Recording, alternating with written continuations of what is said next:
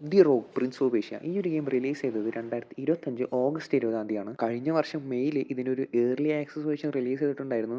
പക്ഷേ ഇപ്പോഴാണ് അതിൻ്റെ ഒരു ഫുൾ വേർഷനായിട്ട് എല്ലാ പ്ലാറ്റ്ഫോമിലും ആ ഒരു ഗെയിം റിലീസ് ചെയ്യുന്നത്. 2024 the Prince of Asia lost crown പറഞ്ഞിട്ടുള്ള ഒരു ഗെയിമും യൂബിസോഫ്റ്റ് റിലീസ് ചെയ്തിട്ടുണ്ടായിരുന്നു. അതിൻ്റെ ഒരു വിജയവും അതിൻ്റെ ഒരു സപ്പോർട്ട് പോസിറ്റീവ് റിവ്യൂ കൊണ്ടായിരിക്കാം വീണ്ടും അതേ കാറ്റഗറി, അതായത് ഒരു 2D മെട്രോയിഡ്വാനിയ കാറ്റഗറിയിൽ മറ്റൊരു ഗെയിമും കൂടി അവർ പബ്ലിഷ് ചെയ്യാൻ തീരുമാനിച്ചത്. പക്ഷേ ഇപ്രാവശ്യം യൂബിസോഫ്റ്റ് പബ്ലിഷ് മാത്രമേ ചെയ്തിട്ടുള്ളൂ, ഇത് ഡെവലപ്പ് ചെയ്തിരിക്കുന്നത് എവിൽ എംപയർ എന്ന് പറഞ്ഞിട്ടുള്ള ഒരു സ്റ്റുഡിയോ ആണ്. ഇതേ സ്റ്റുഡിയോ ആണ് ഡെഡ് സെൽസ് എന്ന് പറഞ്ഞിട്ടുള്ള ഒരു ഗെയിം റിലീസ് ചെയ്തിട്ടുണ്ടായിരുന്നു. അത്യാവശ്യം കുഴപ്പമില്ലാത്തൊരു ഗെയിമാണ്. ഏകദേശം അതിൻ്റെ ഒക്കെ പോലത്തെ ഒരു വിഷ്വലും ഗ്രാഫിക്സ് തന്നെയാണ് ഈ ഒരു പ്രിൻസ് ഓഫ് ഏഷ്യ ഗെയിമിലും ഇവർ കൊണ്ടുവന്നിരിക്കുന്നത്. ഈ ഒരു ഗെയിം എൻ്റയർ ആയിട്ട് കളിച്ച് കഴിഞ്ഞിട്ടില്ല, ഞാൻ ജസ്റ്റ് ഒന്ന് സ്റ്റാർട്ട് ചെയ്തിട്ടുള്ളൂ. അതുകൊണ്ട് തന്നെ ഈ ഒരു വീഡിയോ എന്ന് പറയുന്നത് ഈ ഒരു ഗെയിമിൻ്റെ എൻ്റെ ഒരു ഫസ്റ്റ് ഇംപ്രഷൻ ആയിരിക്കും. ഇതിൻ്റെ ഒരു ഇൻഡെപ്ത് ആയിട്ടുള്ള റിവ്യൂ ഞാൻ ഈ ഒരു ഗെയിം മൊത്തമായിട്ട് കംപ്ലീറ്റ് ചെയ്തതിന് ശേഷം ഇവിടെ പോസ്റ്റ് ചെയ്യുന്നതായിരിക്കും. ഇനി നിങ്ങൾ ആരെങ്കിലും ഈ ഗെയിം ഒന്ന് ട്രൈ ചെയ്തിട്ടുണ്ട്, അല്ലെങ്കിൽ നിങ്ങൾ ഈ ഗെയിം കംപ്ലീറ്റ് ചെയ്ത് ഫിനിഷ് ചെയ്തിട്ടുണ്ട് എന്നുണ്ടെങ്കിൽ നിങ്ങളുടെ അഭിപ്രായം ഒന്ന് താഴെ കമൻറ്റ് ചെയ്യുക. ഈ ഒരു ഗെയിമിൻ്റെ പ്രൈസ് വരുന്നത് ഏകദേശം 2000 രൂപീസാണ് എല്ലാ പ്ലാറ്റ്ഫോമിലും. സോ ആ ഒരു പ്രൈസിന് ഇത് വെർത്താണോ എന്ന് ചോദിച്ചാൽ ഞാൻ ഇതുവരെ കളിച്ചിടത്തോളം വലിയ പ്രശ്നമൊന്നും എനിക്ക് തോന്നിയിട്ടില്ല.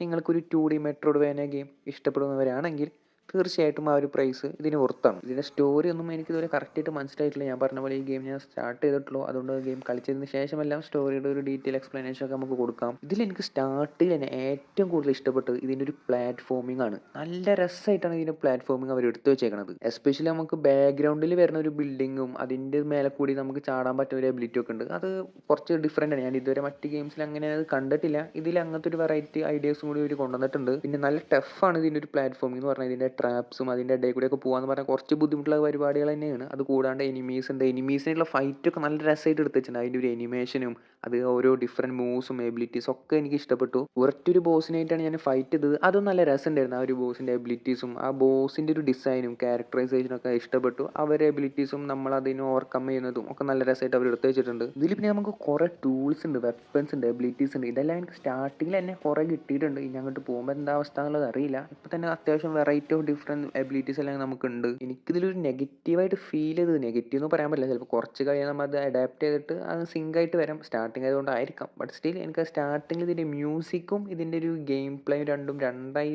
തോന്നണ പോലെ ഒരു ഫീൽ ഉണ്ടായിരുന്നു. മ്യൂസിക് ഒരു ന്യൂ ഏജ് പോലത്തെ മ്യൂസിക്കും, പക്ഷേ അതിൻ്റെ ഒരു വേൾഡ് എന്ന് പറയുന്നത് കുറച്ച് ഓൾഡ് ആയിട്ടുള്ള ആൻഷ്യൻ ഹിസ്റ്ററി അങ്ങനത്തെ ഒരു വേൾഡ് ആയിട്ടാണ് ഫീൽ ചെയ്തത്. സോ അതിൻ്റെ രണ്ടും തമ്മിലൊരു സിങ്കിങ് എനിക്ക് സ്റ്റാർട്ടിങ്ങിൽ ഫീൽ ചെയ്തിട്ടില്ല.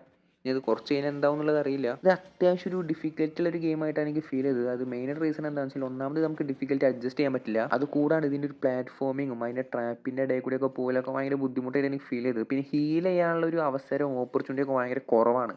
നമുക്ക് വളരെ കുറച്ച് സമയങ്ങളിൽ കുറച്ച് സ്ഥലത്ത് മാത്രം നമുക്ക് ഹീൽ ചെയ്യാനൊക്കെ പറ്റുള്ളൂ. പിന്നെ ബോസ് ഫൈറ്റ് ആണെങ്കിലും അത്യാവശ്യം ബുദ്ധിമുട്ടുള്ളതാണ്. നമുക്ക് അങ്ങനെ ഒറ്റയടിക്ക് അല്ലെങ്കിൽ ഒന്ന് രണ്ട് ട്രൈയിലൊന്നും എനിക്ക് കംപ്ലീറ്റ് ചെയ്യാൻ പറ്റില്ല. ഞാൻ അത്യാവശ്യം ട്രൈ എടുത്തിട്ടാണ് ആ ഒരു ബോസ് ഫൈറ്റെല്ലാം കംപ്ലീറ്റ് ചെയ്തത്. ഈ ഒരു ഗെയിമിൽ ചെക്ക് പോയിന്റ് ഇല്ല എന്നാണ് എനിക്ക് തോന്നുന്നത്. ഇതുവരെ ഞാൻ കളിച്ചിട്ട് എനിക്ക് ചെക്ക് പോയിന്റ് കിട്ടിയിട്ടില്ല. ഞാൻ എപ്പോഴൊക്കെ മരിക്കുന്നു അപ്പോഴൊക്കെ ഒരു സ്റ്റാർട്ടിങ് ഒയാസിസ് എന്ന് പറയുന്ന സ്ഥലത്ത് നിന്നാണ് സ്റ്റാർട്ട് ചെയ്യുന്നത്. സോ വീണ്ടും വീണ്ടും അവിടെ നിന്ന് ഇങ്ങനെ ജേണി സ്റ്റാർട്ട് ചെയ്യാന്ന് പറഞ്ഞാൽ അത് കുറച്ചൊരു ബുദ്ധിമുട്ടുള്ള പരിപാടിയാണ്. അത് അവർക്ക് ഒരു ചെക്ക് പോയിന്റ് കൊടുക്കായിരുന്നതിന് എനിക്കൊരു പേഴ്സണൽ ഒപ്പീനിയൻ ഉണ്ട്. അല്ലെങ്കിൽ കുറച്ചുകൂടി ഇടയിൽ എന്തെങ്കിലുമൊക്കെ ചെക്ക് പോയിന്റ് കൊടുക്കായിരുന്നു എന്ന്.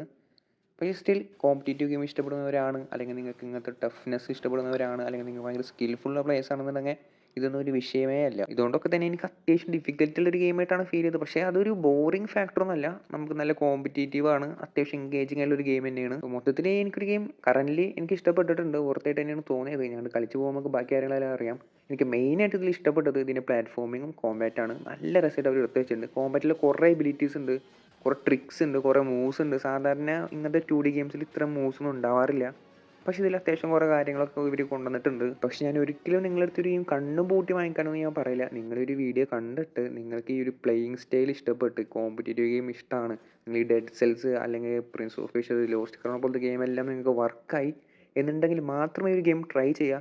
അതല്ലാണ്ട് നിങ്ങളൊരു ത്രിബിൾ എ ഗെയിംസൊക്കെ ഇഷ്ടപ്പെടുന്ന ഒരാൾ പെട്ടെന്ന് വന്നിട്ട് ഈ ഒരു 2D മെട്രോയിഡ്വാനിയ ഗെയിം കളിച്ച് കഴിഞ്ഞാൽ ചിലപ്പോൾ നിങ്ങൾക്കത് അത്ര വർക്കായി എന്ന് വരില്ല. അപ്പോൾ ഇത്രയുമാണ് ഈ ഒരു ഗെയിമിനെ കുറിച്ചിട്ട് ഇപ്പോൾ എനിക്ക് പറയാനുള്ളത്. എന്നാൽ ഇതിൻ്റെ ഇൻഡെപ്ത് ആയിട്ടുള്ള റിവ്യൂ ഈ ഗെയിം കളിച്ചതിന് ശേഷം ഞാൻ ഇവിടെ പോസ്റ്റ് ചെയ്യാം. നിങ്ങൾ ആരെങ്കിലും ഒരു ഗെയിം ട്രൈ ചെയ്തിട്ടുണ്ട്, നിങ്ങൾ കംപ്ലീറ്റ് ചെയ്തിട്ടുണ്ട്, നിങ്ങൾ നിങ്ങളുടെ ഒരു എക്സ്പീരിയൻസ് ഇവിടെ നിന്ന് ഷെയർ ചെയ്യുക കമൻറ്റ് ബോക്സിൽ. വീഡിയോ ഇഷ്ടപ്പെട്ടെങ്കിൽ ലൈക്ക് ചെയ്യുക, സബ്സ്ക്രൈബ് ചെയ്യുക. അപ്പോൾ മറ്റൊരു ദിവസം മറ്റൊരു വീഡിയോ ആയിട്ട് കാണാം.